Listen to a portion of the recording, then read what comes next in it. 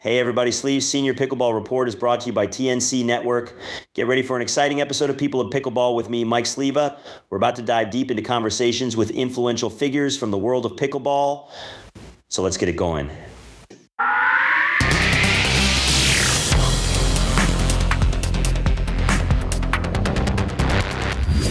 Today in our People of Pickleball episode, we have two OKC Punishers from the National Pickleball League who are having one heck of a season together. Paul Olin, number one in the world in men's senior pro singles for a lot of years and making a big impact lately in the doubles game, mixed and gender. And his partner, Tommy Ho, if you remember the 1990s, Tommy Ho, man, heck of a player in professional tennis, played in a lot of Grand Slams, singles and doubles, now making his way into the National Pickleball League senior pro level. All right, folks, if you like this content, consider subscribing to the channel. Hey, check out all the links in the description and subscribe to that newsletter. All right, let's get to that interview with Paul and Tommy.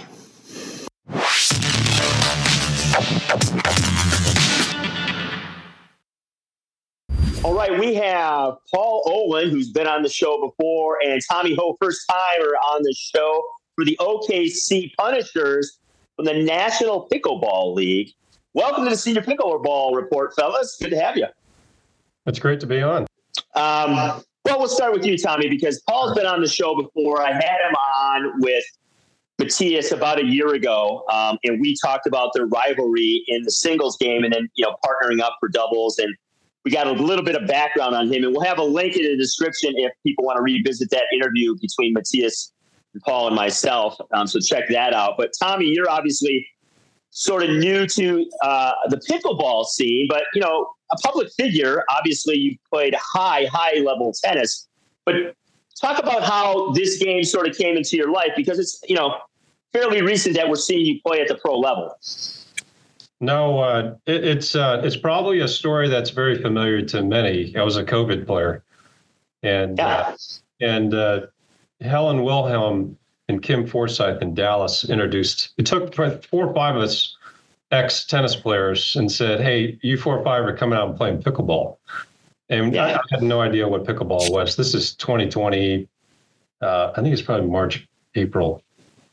Yeah, springtime of 2020, and they got us out there. And I'll say, like, right at the beginning, I wasn't really sure about it, but as we played more and more, and the group really got into it, and and they were terrific. They really showed us the game, probably a little bit different than others who kind of go out there and they just kind of figure it out on a social basis. Helen was such a student of the game. She just really talked about the transition because Kim Forsyth was a tennis player, and so they could kind of get us kind of quickly aligned, and we fell in love with it. So we really enjoy it. I love to compete in pickleball, but I still love to go out and hit a lot of tennis balls. So right on. I love to do both. So, and then the tournament piece kind of came in this year. I'd say this year is the first time I played out of state, and then and then having the opportunity to join the NPL and participate in the NPL has really been an eye opener for me to meet just wonderful people, but also be part of OKC, be part of Paul's team. And I've learned a heck of a lot about pickleball through Paul. And, I think we've got just a terrific culture in our team and a great team. Yeah. You got a great owner in Carol. And obviously, this sport has brought a guy that lives in a yurt in the middle of nowhere, a guy that played high level pro tennis, and a guy that's got a bronze star all together on a podcast. So that tells you a little something about what this game has done. Paul, obviously, you played in the league last year, and, you've been playing, obviously, in the pro scene for a while. And we see high-level tennis players come into the game more and more, it seems like, each week. Obviously, you and Tommy have had a heck of a season for OKC. So talk about, what's impressed you about his game thus far, and as a partner, too. Well, first off, I'll start off as a partner. He's just incredible, such a calming presence. I always know he'll be there. And, I get wound pretty tight sometimes on the court, and he's been a very good calming effect for me. So his demeanor is just incredible. So I've learned a lot watching him. Now, being a professional tennis player, he's obviously he has all the skills and has all the shots. As you know, most tennis players coming over to the game do have all the shots. It's just a matter of putting them together in an effective way. Because they're and when I first met him in Daytona at a tournament this spring, I think it was, played against him, but even in the middle of the match, like, you could tell he was a student of the game and just wanted to get better, and is incredibly receptive and asks great questions. And, I knew right then and there that he was going to be really good, just from his approach to the game. A lot of times, in myself included, as old tennis players, you come to the game, you're like, all right, I'm going to do it my way. And then you quickly learn that there is a method to the madness, but they bring new tools and new tricks, and that's what's changing the game too. So, the old way is not always the new way, but people like him bring things, different things to the game that make it better. Yeah, absolutely. And the game, obviously, I was in Kansas City, obviously this year at PickleCon watching, and I was there a year ago when you guys were playing at the Chicken and Pickle. And I can tell, because I do a lot of paddle reviews, and I can tell just in that 1 year, the technology of the paddles has impacted, not only the open play at the pro level, but NPL and the senior champion pros as well, because I see a lot more of driving the third, dropping the fifth this season than I probably did last season. There seems to be more power in the game. So, Tommy, what do you, obviously you probably had a particular style when you were playing tennis. Is that style adapted a little bit to pickleball? And what are some of the things that have been challenging making that switch? I think it's a good question. I mean, I could probably point to a number of things, and that's where it's been a lot of fun with Paul. Paul and I have had so many interesting discussions and philosophical kind of approaches to the game. And it's, I think the hardest part is probably being patient, because there's only so much you can analyze and try to theoretically implement versus just allowing time on the court, time to experience it. I think there was a period where everything was very reactionary. And then I went through a time, I think probably early part of the MPO, where things started to slow down a little bit on the court. Yeah. So I could actually kind of see things before they happen versus being very reactive. And so when you go through that state, kind of like in tennis, the anticipation piece of it makes a huge difference in being able to set structure and strategy on the court versus being reactive and hitting, and you're not quite sure where things are coming. And so in your other question around being able to transfer, there's definitely aspects of court coverage. And when you drive, there's just some innate kind of intuition on the court that I think tennis does help. Kind of the shadowing on the court that's just very natural. Paul played tennis, prior, played for Navy, and so was a high performance tennis player. So when we move on the court, it's not like we have to tell each other to cover. It's just very intuitive. So those pieces make a huge difference when you're talking about inches and fractions of seconds. So when you compare the tennis and the pickleball court, you're just dealing with a fraction of time and the fraction of distances.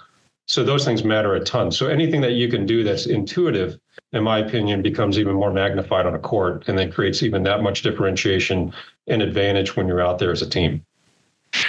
Yeah. I talked to Daniel Gold last week. He plays for Austin, and, he's a high-level tennis player. I believe he played at Wimbledon, and he said the thing he noticed about at least the pro-level game of pickleball is that the holes that you think are there are not there sometimes. In most cases, he said. Like, you see a hole and you're like, yeah, I can get there. And he goes, 9 times out of 10, that hole's not there. And I've watched Paul for a lot of years, and he's one of the greats because he's a high-level player. He's one of the guys you always see, he's on a podium a lot. And what I notice about his game is even if somebody has his number for a while, he tends to, he adjusts, and it might be small, like you mentioned, little things incrementally, but he's got a very analytical mind, and you can see that he's dialing it in and he's dialing it in. Paul, have you ever played a lot of tournaments with a lefty? Not a lot. Because it's different. Yeah. Was that an adjustment? Because when I'm a lefty, when people play with me, they're like, this is hard at first. Yeah. I mean, I've played a bunch, with lefties in rec. I don't think I've played a ton. I've played a few tournaments with Dan Granat. Yeah, right. And I like it. I like playing both sides of the court. Okay. So it, and I think that's what makes, I like being on both sides of the court, because sometimes you can get stuck in a rut being on one side or the other. So yeah, I'm very comfortable on the left. And then Tommy and I, we don't always play. Sometimes we go on the opposite sides, to change the flow or do something different. And with that, brings some different challenges, and we try to set different patterns out of that. But, it's something different. And, his forehand is just an elite weapon, so everything we do on the court, in my opinion, is to set up that weapon. So, it doesn't matter kind of where it is. We just need to feed the ball and get it to his forehand. Yeah. And elite's a good word, because last year, Alex Simon, who played for OKC, lives in Las Vegas, and he plays a lot of practice matches with Andre Agassi. And he told me privately, he's like, I've never seen a forehand like this in person. Like, I didn't think anybody could hit a wiffle ball this hard. And so that's a nice weapon, obviously, to have on the court. So, Tommy, talk about, obviously the adjustments of you're playing in a league. You see some of these teams often. Paul knows a lot of these people well that you're playing against, but he can talk all you want prior to the match, but you're learning in real time out there. So you've talked about, as the season's gone on, how things have, slowed down for you a little bit.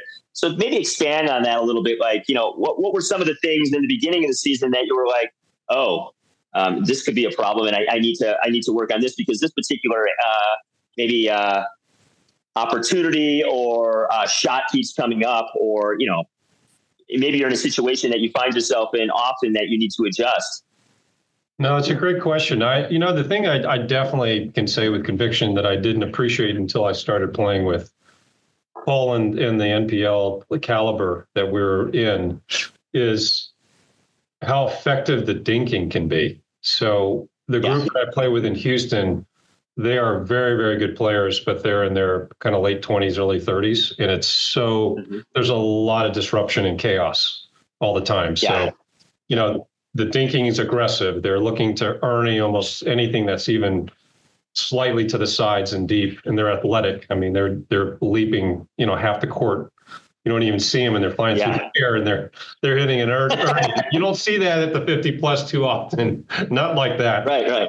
So one thing I've become and I've appreciated is just how effective moving that ball around, even on half a court. I didn't even realize you could move the ball as much as Paul does on half a court. Like when I look back at the video, it's like a step and a half here and a step and a half there, and then he'll tack on a ball that's going about 1 mile an hour, and it just kind of pops him in the shoulder. Which has happened. Right.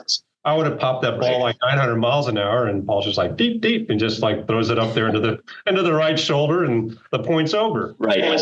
So I think that piece of it, I definitely have appreciated and have gotten a lot better, because I've taken that back to my practice and try to look for partners that are trying to move the ball around versus crashing and crossing all the time. Yeah. Right. So, Paul, what do you attribute the success to? Obviously, it's nice to have a guy like Tommy who's got incredible paddle skills and elite forehand, but at the same time, it's a new team, somebody you haven't played a ton with, but yet you guys have done very, very well. Why is that?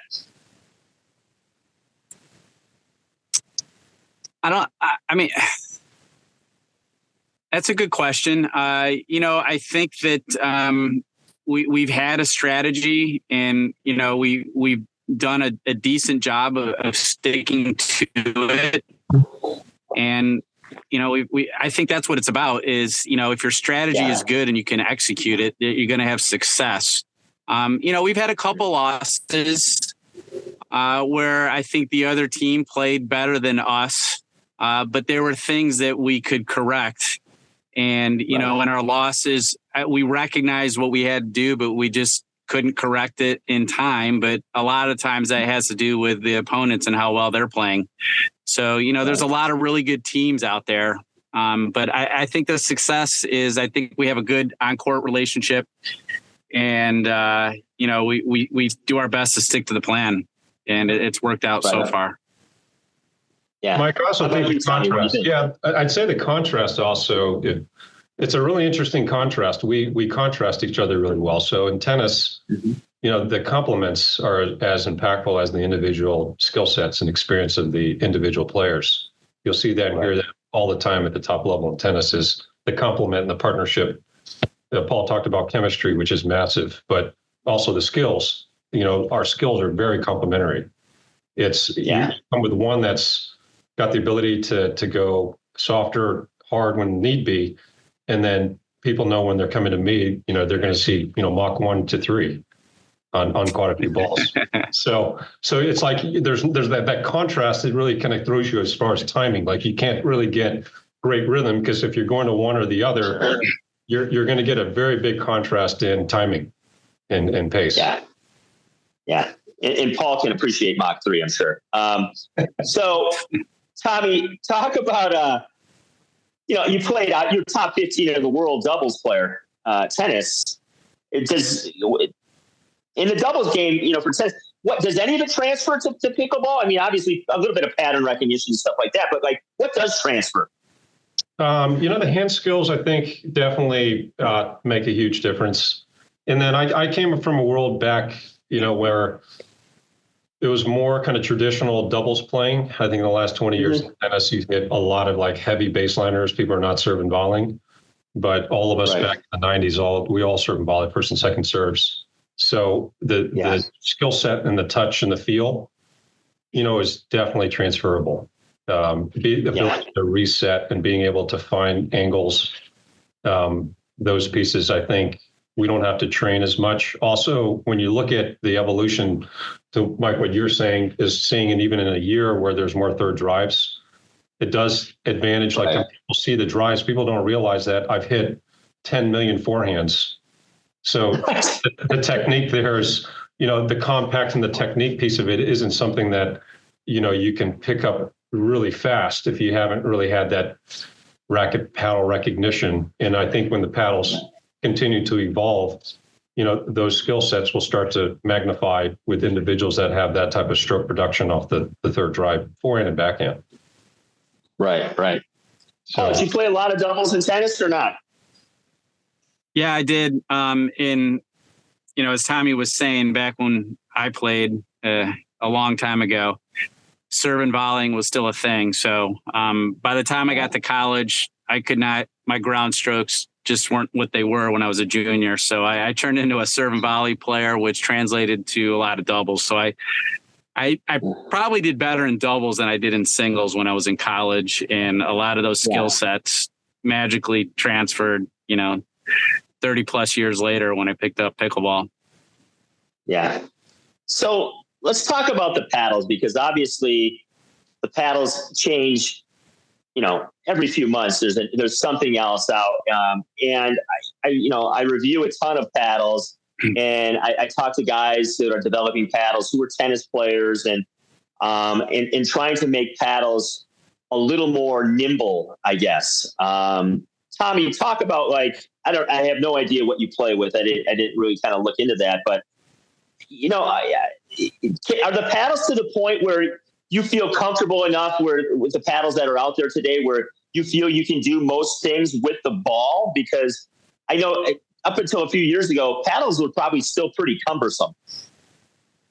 I don't know enough. I used Gearbox, And which is a pretty nimble paddle. yes, it's got a lot of stick. But I spoke to Joel and some of the key members at Gearbox, and the manufacturing and engineering side of Gearbox is what really attracted me. And I love the story behind the family-owned business and how much they put into the manufacturing and engineering of their paddles. I thought was pretty impressive and aligned a lot with how I saw the world. And so, their paddles, and this is kind of a tennis piece, is the way I look at paddles is I want to use a paddle that I can maximize my power to the point I can't control. And then the tennis background probably gives, the ability, I'm speaking more generally, that I think that tennis players may have the ability to maximize power and still be able to feel where people would say, hey, that paddle's too hard to reset with.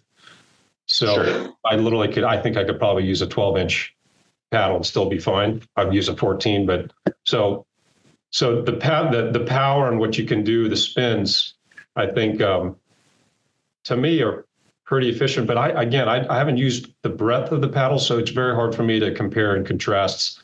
Yeah, Kirk and all these and the other paddle makers that have been around a long time. So I might be a little bit limited question. Yeah, I mean, Paul, obviously you've seen the change in paddles over the last few years you've been playing. Do you feel like you can I guess, hit your spots better with the paddles that are coming out today? I mean, are they more nimble, more forgiving, and do you feel like they're pushing the limits, or where are you on that?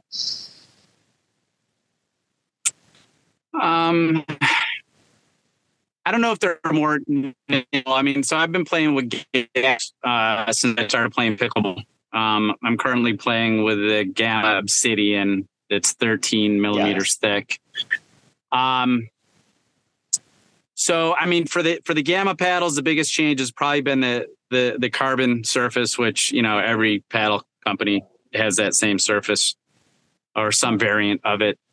I think it's helped a little bit with control and maybe a little bit more spin for me, but it's all how your strokes are mechanized. Like I don't have heavy top spin or heavy slice. I hit more of a flat ball. Okay. So, that surface really doesn't change my game too much. Some of the hotter paddles like Tommy's and the Yola paddle, it's just a change to the game. I don't mind it. I like it. I think innovation's great. Yeah. And it's selling paddles, which is good for the game. It's good for the companies, obviously. Yeah. And you have to make adjustments. The biggest adjustments against those type of paddles is the ball's going to come back faster than you delivered it to them. So, it's just an adjustment you have to make. I mean, we all know what we're dealing with. And with anything, there's huge advantages, but you can find the disadvantages. Sure. Yeah. Yeah. Clearly the game's still evolving. They're still working on the ball. I mean, well, I'm really interested to see where the ball goes in the next few years. I think that's going to be probably a significant change. I showed Paul a ball when we were at the conference, and it was a 3D printed ball, but sort of it almost felt racquetball-y meets pickleball. It was kind of spongy, but dead silent, a little higher bounce. But we'll see where that goes. So, Tommy, obviously, I think when most people enter the world of pickleball and then they find out about the pro game, they're a little surprised that one, there is a pro game, and then two, not only is there a pro game, there's a pro game for old guys like us. And then I would argue that people that are over 50 have more options to play pro ball in places than, the open pros do. I mean, you can play on the APP, the PPA, the Senior Pro Tour, and NPL. So was it a little bit like, it's one of those things, like, what do you choose? So I guess my question is, like, how's it been so far? Because it seems to me, looking in on the outside a little bit, and I get to interact with these pros, that the Senior Pro family is pretty cool, pretty fun to be around. They compete hard, they play hard, they have massive skill. But at the end of the day, they hang out and they have a lot of fun, and they know what this is. Talk about your experience so far playing, in the pro game and particularly NPL. No, that's well, it's been a great experience. To your point, I think that everyone does come to play, and so when we get on the court, you definitely have a lot of competitive players out there. And then off the court, I do think everyone that I've met so far has just been terrific human beings so far. So I haven't had I can't speak to playing. Is it Matthias? Matthias's league's got a league, and I've played a couple here and there, but NPL's probably been the most consistent exposure to a broad set of top senior pros that I've had an opportunity to interact with. And the people have been they've been wonderful. I don't know if it's just the people I've been around, because you don't have the opportunity to meet everyone, but this tournament, I'm saying hi to probably another dozen people that I didn't say hi to before. And so I kind of gauge it on progress and progression from the first event that I played to now. I'm saying hi to, it's probably multiplying by a factor of 2 or 3 each event, each month. Yeah. So that's really neat. If I came in and all I spent time with was with OKC, which I love to do, it would be different, and I wouldn't be able to answer it as effectively to say that literally every time that circle of people that I'm very comfortable with saying hi and checking in with those individuals is growing exponentially. So that's not a factor of me because I'm more of an introvert. It's a factor of all the people that are in the league are playing for many reasons outside of gold medals, money and competition. Sure. So it's kind of like the tennis probably in the 60s and 70s. Wasn't playing back then, but from what I hear, it's a lot of comparisons to that type of, environment back in that day. So it's been pretty fun to be part of it on the pickleball side. Yeah, absolutely. So Paul, obviously second year in the league. Where do you see the league going? Obviously it's growing. It's doubled in teams. More and more talent obviously coming into the game every month, it seems like, at all levels. You think pickleball is in a pretty good place, for the senior pros at this point, and where it's going? Yeah, I think the National Pickleball League is fantastic. Something that you get with that you don't get at tournaments is just the social aspect of it. Sure. Even on the game days, there's just a lot more social activities. And that's what's great about pickleball. I think that's what brings people to pickleball in the first place. Not only is it fun to play, but just socially, it's very interactive and people enjoy that. And to me, that's the best part about NPL is you're meeting, so many like-minded people in terms of hobbies. And we all enjoy it, and they do a great job with the Friday night events. So I think everybody has a really good time. And like I said, I've met so many wonderful people that I didn't know prior to this. And even the people I did know from playing all the tournaments didn't really get to know them until now on a personal level. So that's been a huge positive. So where's it going? I think it's been a huge success. It's perfect for our age and demographic. And I think they will have continued success. I don't know what the big plans are now. I've heard rumors that they're adding teams. I've heard rumors that maybe they'll go overseas. I don't know what the actual facts are, but I think that they have a good model. And I think a vast majority of the people really enjoy themselves at these events. Yeah. And I've said it, ad nauseum. I think the event, I've been to 3 events and everybody seems to be in a good mood. They seem to enjoy each other's company. And at the end of the day, they're treated like professionals, in which you are, which is a nice thing because, and it's different. I don't like to compare it to the PPA or APP because those folks are playing to make a living.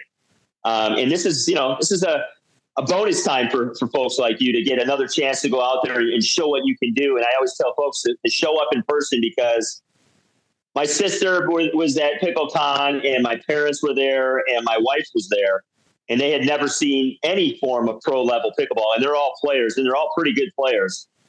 And they were just blown away by the talent level of the players in NPL. And I always tell folks, one thing to watch it on YouTube or TV, but if you can get to an event and see what these folks can do, it's quite impressive to see, because y'all can play. And it's no joke, and it's intense and it's fired up. But at the end of the day, it's a good vibe and a good party. So before we get you guys out of here, Tommy, we'll start with you. Anybody you kind of like to give a shout out to, thank, and what you're looking forward to for the remainder of the season? No, absolutely. I definitely would love to thank Michael Chen and Beth Bellamy, Rick Witskin on, it's hard to appreciate how difficult it is to, one, come up with the concept, but two, to execute the concept and strategy to make it a reality. For sure. It's sometimes what I would say is just remind everybody who's part of the NPL that nothing's perfect when you're coming into a second season. You're still growing and you're looking to optimize areas, and not everything's going to work perfectly, but there are very few environments that you're able to create like this, where you have an opportunity to compete at an environment like this. It's pretty amazing. Yeah. So kudos to all three of them, and thanking them for creating this for us. Carol's been terrific on OKC. I'd say in the beginning we had a mission statement, and I'd tell you, I thought, okay, I'm not sure how this is going to go, but when I look back, we don't have a great record as a team, but I'd say as a team, our culture is just amazing. And I think that's what's going to create, a good surprise here for the back half of this whole NPL season, because I think we're a couple games here or there from having a very different outcome. But the culture's there. I can only imagine if we didn't have that, what it would be like. But Carol's been a large part of making it very clear what she prioritizes of the team, because we all bring, as Paul knows, we all come from very different backgrounds, not just racket sports, but business and types of backgrounds. And knowing what Carol has prioritized and what's important to the team has allowed all of us to kind of bring to the team what's important that will create the cohesion and the connectivity of the group, regardless of our background. So it's really been amazing what she's been able to create, and it's been a real honor and pleasure to be part of the OKC team. Yeah, and I think that's what's great about each of these teams is they do have their own individual culture and the way they go about doing things and the way they're about doing business. And I've got to interview, pretty much all the ownership, and I've been impressed. Everybody, to take something like this on, what I call this league is somewhat of a miracle. Like if you would have told us, all of us, that, there's going to be a professional league and we're going to add 6 teams every year, and it's always for 50 plus, and you guys get to play and get to go to all these cool places and facilities. Oh, and hang out. We'd have been like, huh? So I do think the overall feeling I get from most folks in this league is gratefulness, that it exists and that we're treated this way. In Paul's second season in. So any final thoughts, Paul? Because as Tommy's sort of pointed out here, anything can happen come championship weekend. So. Yeah, anything can happen. Hopefully we get Beth back.